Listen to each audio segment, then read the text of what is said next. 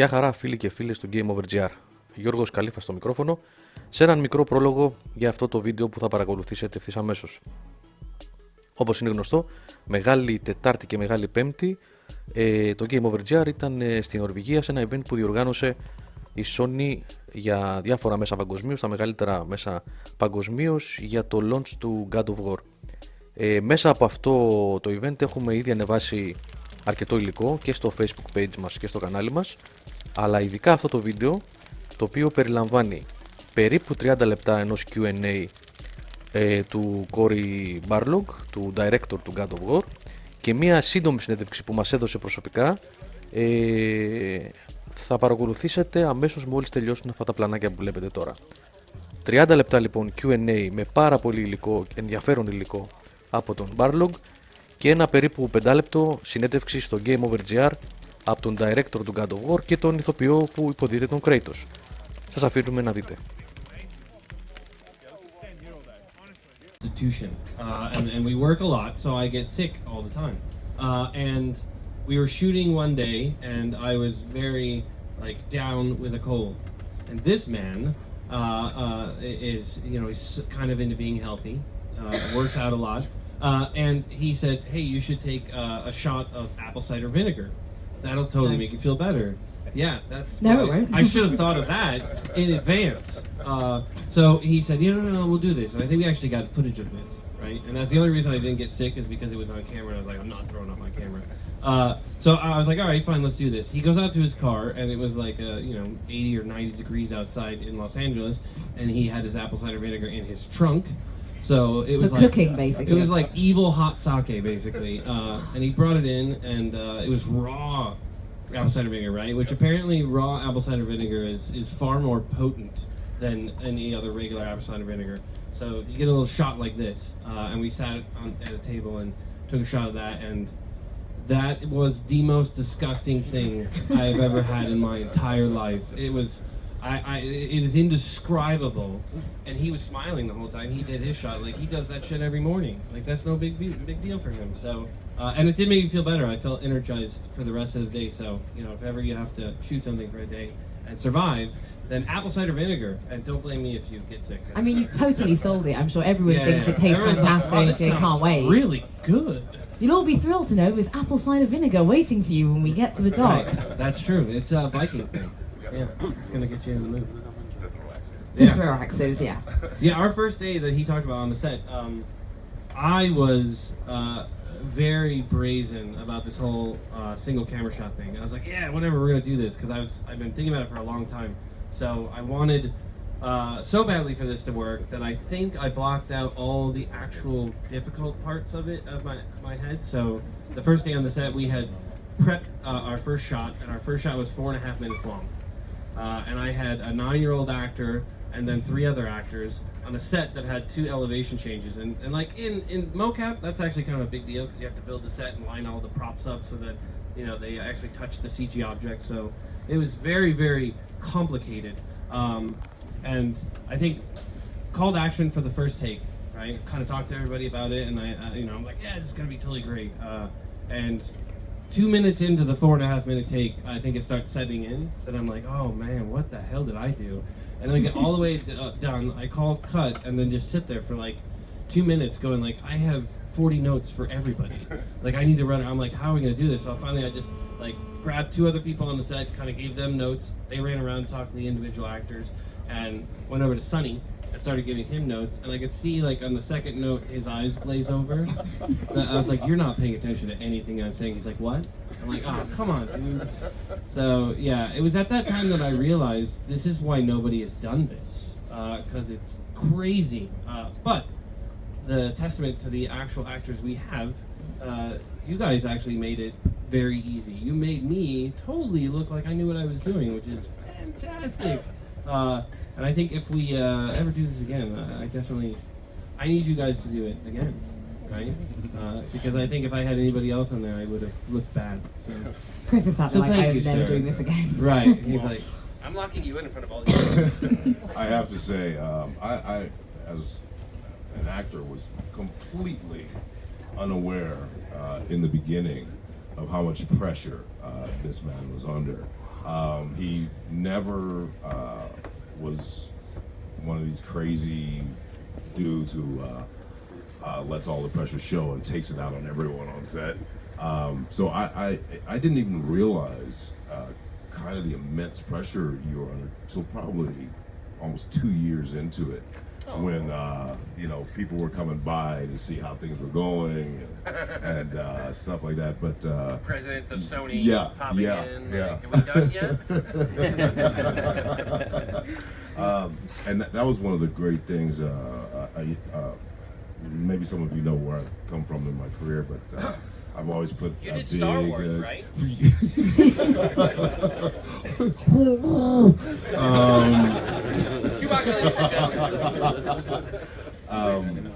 Throughout my career, I've always put a great deal on what the set environment is like, and this set environment truly was it. We laughed every single day, and to then have an understanding that you were still able to laugh and make sure everyone had a good time and was comfortable and took time explaining things, no matter how many of us had that look on our faces, and you never let it get to you. I mean, that's really a true testament Thank to you, sir. to you, and it was a joy coming to work every day. Aww. That's so wonderful. This is the nicest I've seen you two beat each other since we started working on Well, this. that's because there's other people around. Right. We're nice to be in front of the cameras. That's all that matters. You just mentioned the single camera shot and how difficult it is. Just in case people don't really understand what you're sort of talking about with that, tell us a little bit about that and what it brings to the game. Okay, so I actually had worked with a couple of directors on my time away from Sony, and was learning a bit from them, and kind of had come to realize that the language of film is something that in games we sort of just adopted, right? That we sort of just took it on because we're all huge fans of great television, great movies, and kind of the way that we invite the sort of audience in is kind of changing lenses, changing position, changing composition. So close-up shots, two shots, medium shots, crane shots. All of these things are speaking on a sort of another layer to the audience. But I realized, like in games, we have this sense of immediacy that is present way more than I think in film, right? And there are films that have done the single shot, which creates this great sense of consistent tension. But in video games, you have a lot more control over that. So part of me wanted to do this because I saw a lot of film directors starting to get an eye in games, and I was like, there's no way one of them is going to come in here and do this. And I was like, we have to be the ones to innovate on this. But the idea of telling the story with Kratos and making it a bit more personal, I was like, okay, this is the perfect marriage, because I tried to pitch this thing to several studios over the years, and everybody kind of just said, why would we do that? That sounds stupid. That sounds like a lot of work. I don't understand the payoff. And in the beginning of this one, I think it's the same thing. Everybody said, I don't get this. This is going to be really hard. Why would we do this? Thankfully, a lot of people on the team who now have time to play the game have played through and said, oh, I realize, I get it now. I get why we did this. There is a sense of urgency and immediacy to everything. So as you are playing this, you kind of feel very connected to the character, and everything feels like it's taking place in the moment. Which I think in video games, we don't have to do, there's no like fast forward in time in this game. There's no like, hey, we fell asleep, we wake up and it's like 10 days later. Everything is happening on the road, right? You are experiencing this whole journey as it unfolds with them, but it also offers this fantastic sense that what you take into the experience is all the sort of previous experiences to this. You don't get to know that, oh, these characters were plotting against you in a cutaway shot. You don't get any sort of past history flashback or anything like that. You have to take every character's interaction on face value and kind of gauge what they're sort of trying to say to you. And I think there was a big part of how we wanted these characters to not only relate to each other, Kratos and Atreus, but how the world would relate to them and help their sort of journey unfold.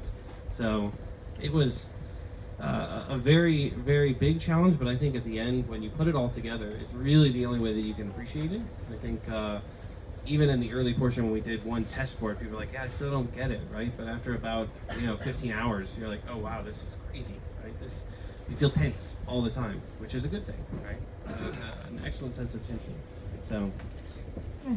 I hope to do it again. No, I really don't. It's a lot of work. But you were the first, and that's what's most important. There you go. I don't know though. Maybe there's other games that have done it. I think we're the only ones that have fully done it throughout the whole game, right? So there's zero compromise of nothing. So the camera always moves wherever it needs to go. And Chris, what was it like for you working with Sunny? Because obviously, you have come out and said before there's a personal impact to this game, the idea of fatherhood, and you bringing that into it. So it's not just about Kratos and Atreus, but you and Sunny must have had to have built a relationship to be able to portray that in the game. Oh, I hated that little fucker. There's the hot take we've all been waiting for. No, it was. Sonny It had the was. final say in your hiring. Yeah, absolutely. I didn't find this out till later. I didn't know that. But so I'd gone in a couple times for readings and was moving on, and so was called for a chemistry test.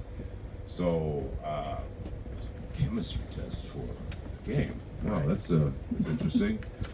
And it was even more off-putting when it was with a 10-year-old. But having been a father and having, it was weird. It was. I want to jump around a little bit. This game was really, this process was cathartic to me. Having sons who are now in their 20s, you feel guilty. I felt guilty about a lot of their younger years when I was working all the time, so I missed huge chunks of really important times in their lives.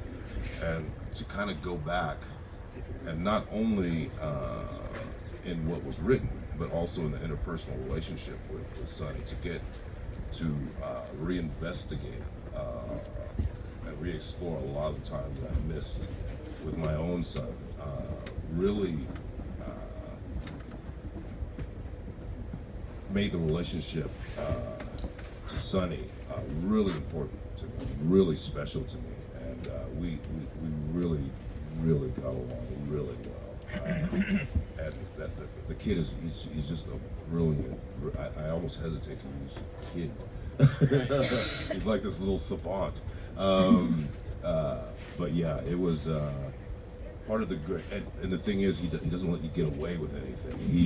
He gives it as just as much as he gets. He's so quick-witted and so on the ball.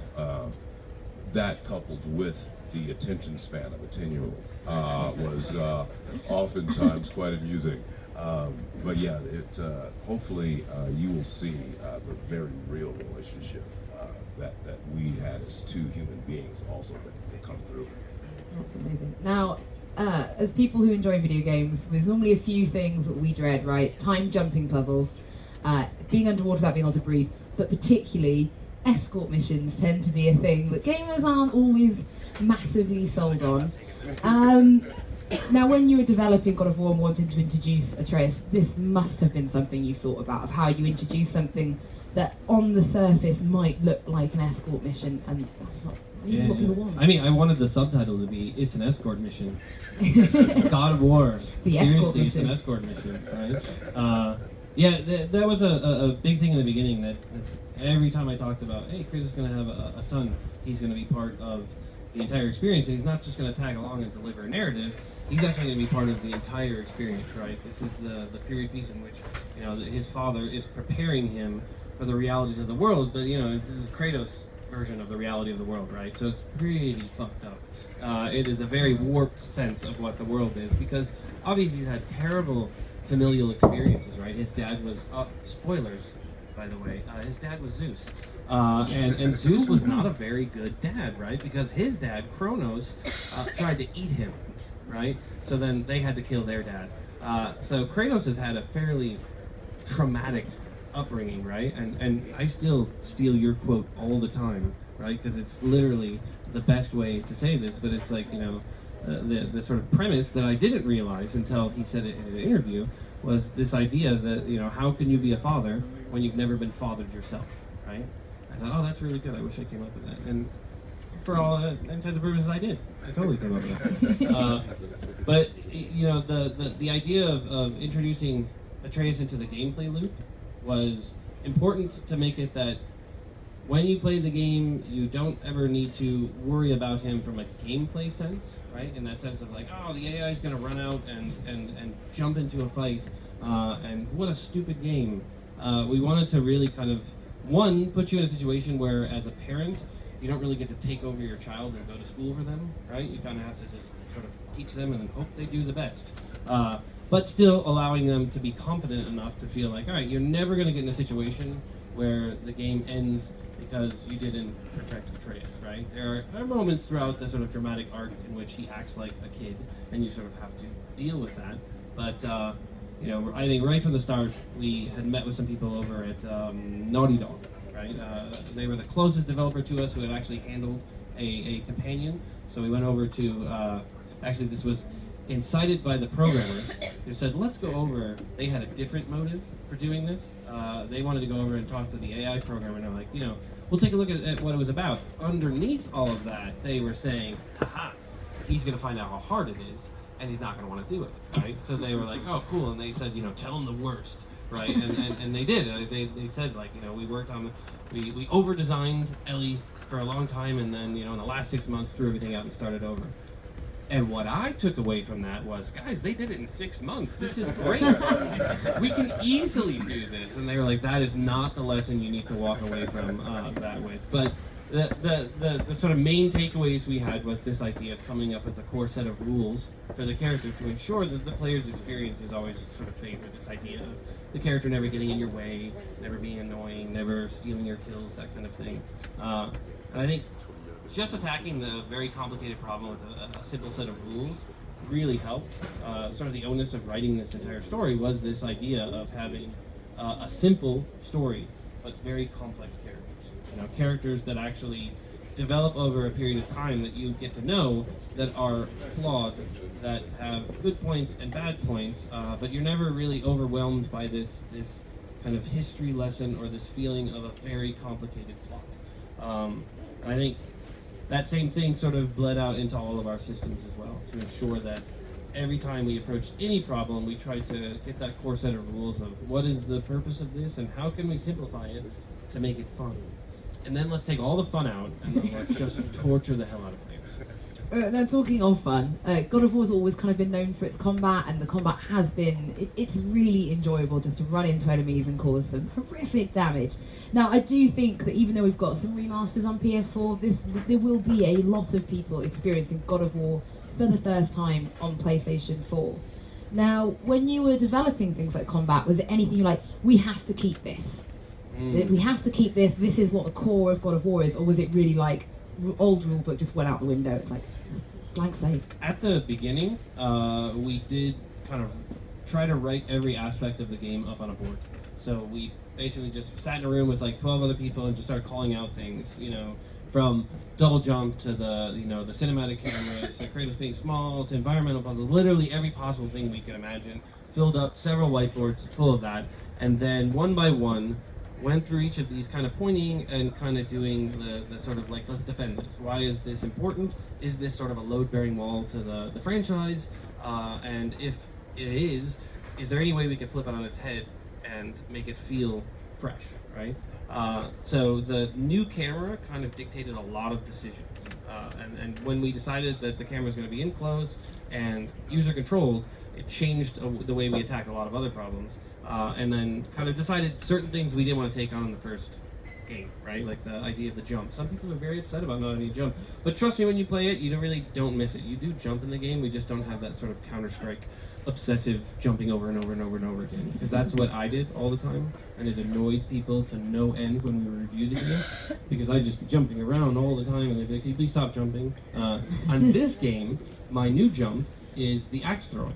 So at the beginning of the project, we'd be in reviews for levels, and I would just be looking up and throwing the axe and trying to hit stuff, and mostly I was just pointing out there's no collision on that tree. There's no collision on that wall, and it just, everyone was so your team frustrated. must love you. They must love me love you. so much.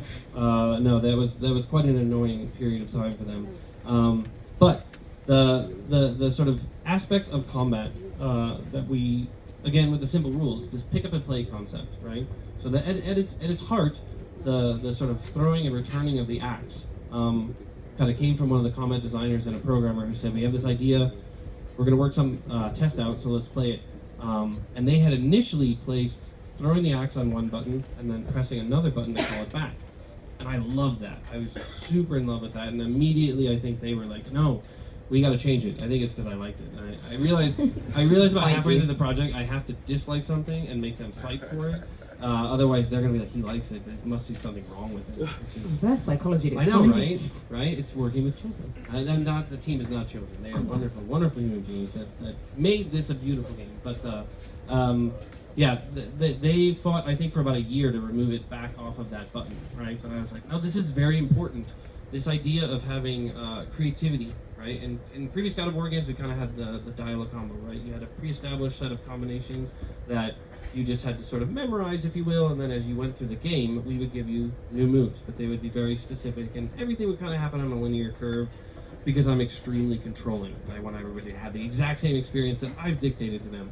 And now I've realized, like, that's a terrible way to play, right? You want to express yourself throughout the combat, and that button, to recall, added a tremendous amount of creativity in the game, because what it meant was, as you throw the axe out, you're now in control of when you want to bring that back. And that means that you can reposition yourself in the arena, you can start fighting with your bare hands and your shield, and then recall the axe through a couple of enemies and kind of trick them on the way back, right? And that's just one example of what you can do with it to kind of feel as if there is far more non-deterministic combat, right? This idea of, I can go into the same fight and 5 of us can have very different experiences. You can go in the same fight again and have a completely different experience. So that was something that was very new, but at its core, this idea of the player kind of having that sort of just unabashed fun, right? This is just jump in and kind of have fun immediately. There is a lot more going on in this game, so it takes a little bit longer to kind of adjust to it. But another thing I want to say, the reason that I think I've said this before, but it is a good thing to note, is that this is the best game to get into if you've never played God of War, right? And that's why I named it God of War and not God of War 4, right? Mostly because I am TV obsessed, and I would never start a series on like episode 183, right? I would watch 182 episodes to get up to that point, and I didn't want anybody to feel like, oh, I have to go back and play. It's more like, no, this is a great way to get into it. If you like this, you should check out the older games. Now, we're not coining this God of War as open world, but are you guys doing anything? I mean, this is what I've got written. Okay, good. I didn't read your notes, so we are not. We are not coining it as open world. But what are you guys doing, though, to make it feel living and breathing? Or is it very much that narrative-driven, single story experience? This one of the main pillars that I wanted for this game was this concept of discovery and exploration. Some of my favorite moments in gaming are this sense that when I find something, I feel like I was the one that found it, and I'm obviously not stupid. I totally realize that everybody else also found this, but I have that moment, right? The beginning of Shadow of the Colossus, right? The first Colossus you find that you're kind of like, no one else found this. This is great, and this celebration of discovery, this idea that curiosity in a video game is rewarded, right? Was a big part of this game, right? A lot of open world games to me kind of feel like you start the thing and then you have this giant map with a bunch of icons and a whole lot of homework, and I feel overwhelmed. So I didn't really want to kind of do that, but I like the idea that you sort of be dropped in this world, and as you go through the world opens up more and more, and we never sort of force you to do anything. It's more like your curiosity of, what's that over there? And then when you go over there, you might find something small. You might find an entire level that we just said, hey, if you go over there and find it, that's great, but you're not required to do it. So for me, the concept of really rewarding people for being curious and discovering things was sort of the cornerstone of all the exploration in this game. Because exploration's been part of the previous God of War games, but it's always been a little small path. You'd find a chest here or there, but now, much to this dismay of the team sometimes, because they'd create, a level that took them a year, and I'd be like, great, and now only 20% of the players are probably going to find this, which is just like sadness, right? And then they would fight, no, let's make them go over here. But I think it's much better to feel like, the agency is really in you, the player, right? We're not making movies. It's all up to the player and what they want to experience. What about after the story is done? Can we revisit that world and explore to find things we've missed? Or is it, story's done and it's just, thank you very much for playing? Thank you very much for playing. I can come on and I say thank you very much for playing. We don't have really the traditional new game plus, right? The sort of continuation of the game is inspired for me by Castlevania Symphony of the Night. Anybody play that? Yeah. Raise your hands. Come on, let's contribute on this one. You can be Fantastic. honest, it's Good. okay. That's great. Castlevania Symphony of the Night. For those of you who haven't played it, spoilers, has a fantastic moment in which you think the game's over, but then the entire game literally flips upside down, and then you re-experience it from a completely different perspective. If you haven't played, you should go play one of the best Castlevania games ever made. But the same concept of when you reach the end of the story, right? You finish the journey, and you are sort of ushered out back into the world to say it's not done, right? And at this point, there's lots of stuff to do. You can revisit almost every place. I think there's a very tiny percentage of places that are not revisitable for obvious reasons that you'll find out when you play. But otherwise, yeah, we sort of encourage to continue going back into the world.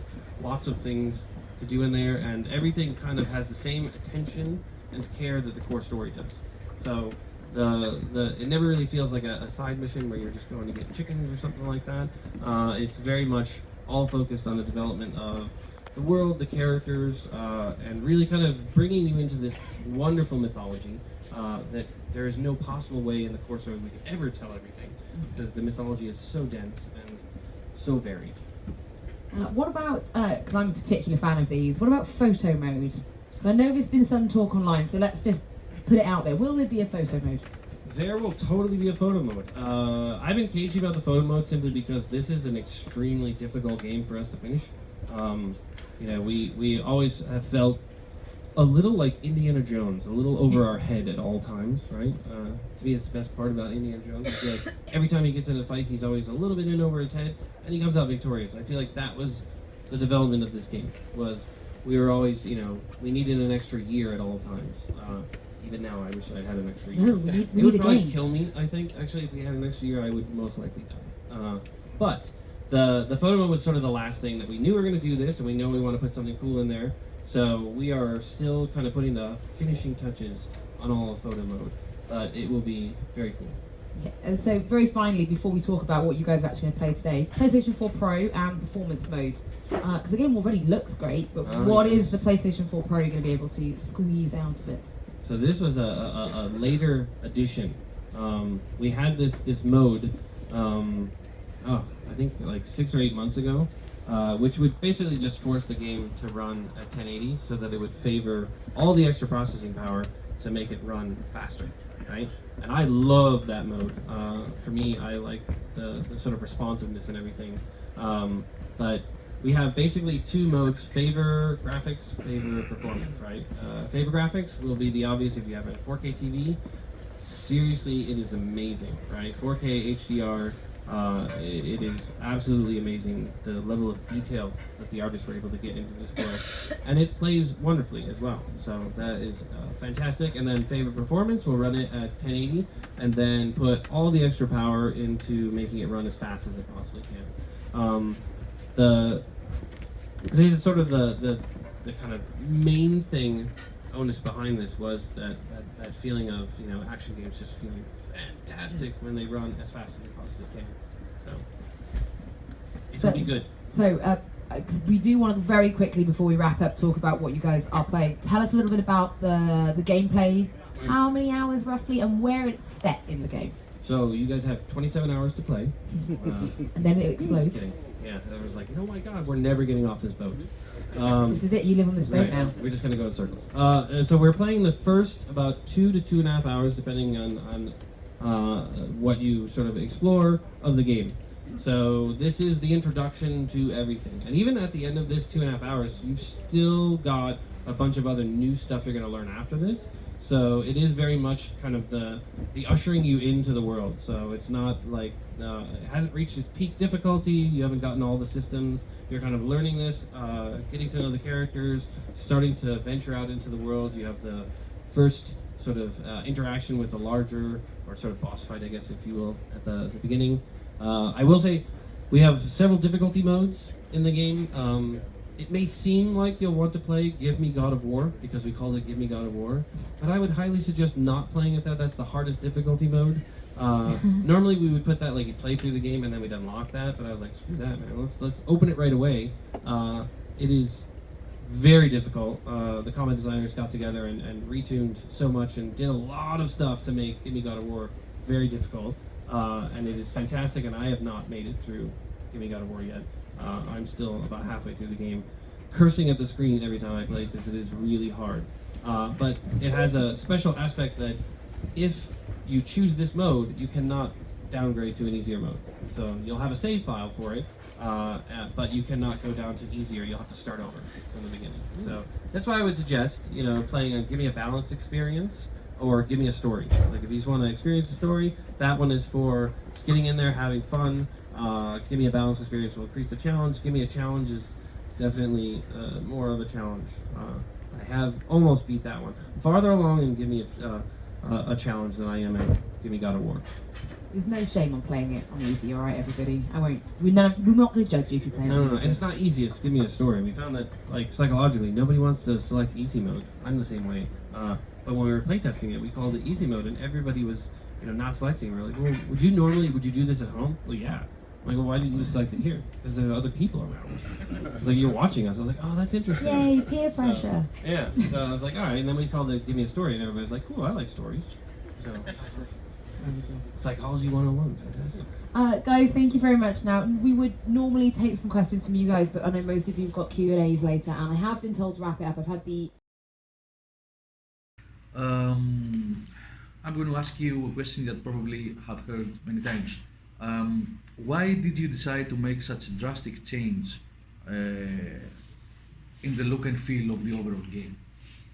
I think, when I came back to Sony, I noticed, when I looked around, everybody I had worked with, many of them had worked on the original God of War. We're all so much older, right? Like, we have been through so many things in our lives, right? But we had all come together in 2003, back in the beginning, and sort of, like our college years, fought to make this amazing game. And kind of looking at what we play now, looking at how we view the world, I realized, like, all right, if we're going to do this, if we're really going to jump in and make another God of War, we're not just going to make another God of War, right? Like, I think just doing another one, we did that, and it was received very well by some of the fans, but it still felt like we didn't push ourselves hard enough, right? We didn't push ourselves far enough. And, it definitely made me realize, like, I think we can do something that far transcends our own expectations of it. You said concerning the games that you're playing now, can you be more specific about those games? Did you have any kind of inspiration from any modern games? I mean, or ideas? Yeah, all the different sections of the team had different games that are sort of meaningful to them. The one that I always go back to, the one that has affected me the most, and it not as from the, oh, well, this is just the same game we're going to make, it's more of the boldness of the teams, right?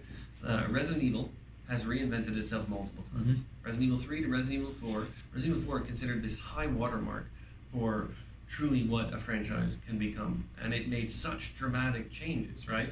Changes that even the director of Resident Evil had said, you can't do that, right? And then he ended up doing it, right? He said, oh, you can't have a controllable camera in a horror game, it'll never work. And then he did it. I think he said it just so that he could succeed at it and say, I did it. But for me, that game represented this idea of you can look slightly differently at something that you're very familiar with. And I think I use that as my sort of focal point, not to say, oh, I'm going to just mimic what they're doing, because nothing what we did at all mimics that, but it's the spirit, right? And then even with recent Resident Evil 7, like they are brave enough to continue to look at what they're doing and say, how can we make this better? Okay. Yes, I'd like to continue on this, and it's actually a question that has to do with both of you. What are your thoughts on the future of single-player games, and more precisely on games that have a narrative that gives the player something to focus on, not just killing another player? And what are the challenges for you as an actor and for you as a creator? I said this earlier. think that